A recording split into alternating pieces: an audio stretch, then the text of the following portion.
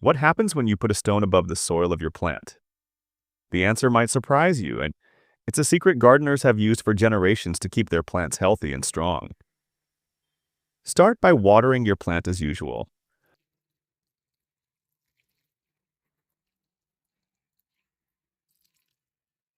Once the soil is moist, take one dry bay leaf and place it near the base. Then gently set a stone right on top of the soil.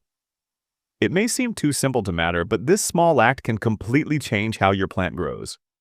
That stone works like a natural shield. It keeps the soil beneath it cooler during heat and warmer during cold nights, protecting the roots from sudden temperature changes. After watering, you'll notice the soil under the stone stays darker and moist for much longer. That's because it prevents water from evaporating too quickly. Rocks also create tiny pockets of humidity and even discourage certain pests that dislike the cooler, shaded environment. Some stones, especially porous ones like lava rock, slowly release trace minerals into the soil. A quiet boost for steady growth. This little trick balances moisture, protects roots, and keeps your plants thriving with minimal effort. So next time you care for your plants, just place a stone above the soil and watch nature do the rest.